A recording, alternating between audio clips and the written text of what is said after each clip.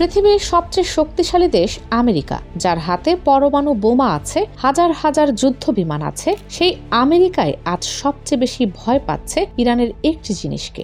না, সেটা নিউক্লিয়ার বোমা নয়, সেটি হলো ইরানের মিসাইল। এই জিনিসটাই আমেরিকা আর তার মিত্রদের ঘুম কেড়ে নিচ্ছে। বহু বছর ধরেই তেহরান ধাপে ধাপে নিজেদের মিসাইল প্রযুক্তি উন্নত করেছে। ইরানের দাবি এই কর্মসূচি তাদের অস্তিত্ব রক্ষার জন্য অপরিহার্য, কারণ মধ্যপ্রাচ্যের মতো অস্থির অঞ্চলে শুধু কূটনীতি দিয়ে নিরাপত্তা নিশ্চিত করা যায় না। শক্তিশালী প্রতিরক্ষা না থাকলে যে কোনো সময় বড় শক্তির হামলার শিকার হতে পারে একটি দেশ।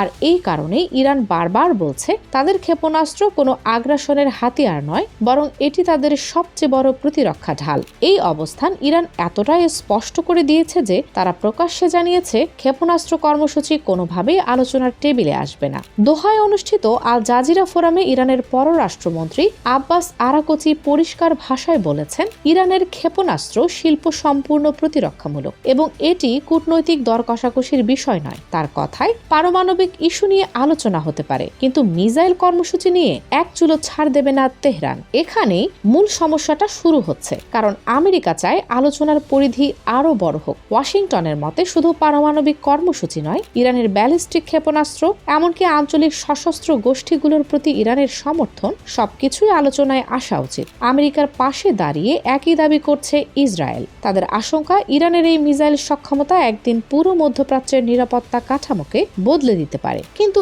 ইরান এই চাপ বারবার প্রত্যাখ্যান করেছে। সর্বোচ্চ নেতা আয়াতুল্লাহ খামেনির প্রশাসন স্পষ্ট করে দিয়েছে, নিষেধাজ্ঞা, হুমকি কিংবা যুদ্ধের ভয় দেখিয়ে তাদের অবস্থান বদলানো যাবে না। ইরানের যুক্তি খুব সরল, অতীতেও চাপ এসেছে, নিষেধাজ্ঞা এসেছে, এমনকি সামরিক হামলার ঘটনাও ঘটেছে, কিন্তু তাতে তাদের প্রতিরক্ষার সক্ষমতা ধ্বংস হয়নি, বরং তারা আরও আত্মনির্ভরশীল হয়েছে। এর মধ্যেই শক্তি প্রদর্শনে নেমেছে আমেরিকা।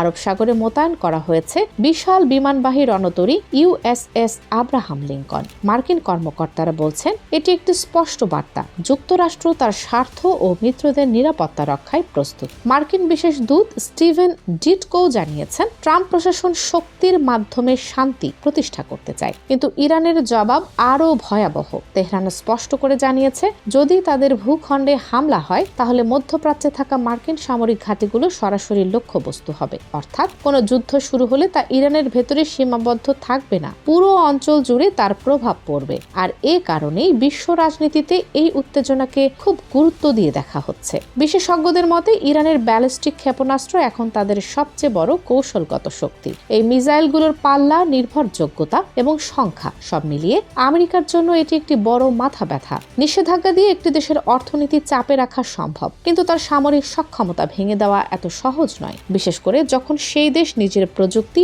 নিজেই তৈরি করেছে। এই পরিস্থিতিতে প্রশ্ন উঠছে, সামনে কি অপেক্ষা করছে, আলোচনা নাকি সংঘাত? কেউ কেউ মনে করছেন শেষ পর্যন্ত পারমাণবিক ইস্যুতেই আলোচনা সীমাবদ্ধ থাকবে। আবার অনেকে বলছেন যদি কোনো পক্ষ এক চুলো পিছু না হটে তাহলে ভুল হিসাব থেকে বড় সংঘাত শুরু হতে পারে। আর সেই সংঘাত শুধু ইরান বা আমেরিকার মধ্যেই আটকে থাকবে না। একটা বিষয় নিশ্চিত, ইরানের ক্ষেপণাস্ত্র কর্মসূচি এখন আর শুধু একটি সামরিক প্রকল্প নয়, এটি বিশ্ব কূটনীতির সবচেয়ে স্পর্শকাতর ইস্যুগুলোর একটি। এই ইস্যুর উপরে নির্ভর করছে মধ্যপ্রাচ্যের ভবিষ্যৎ স্থিতিশীলতা, এমনকি বিশ্ব রাজনীতির শক্তির ভারসাম্য। প্রশ্ন একটাই, শেষ পর্যন্ত শক্তি জিতবে নাকি কূটনীতি?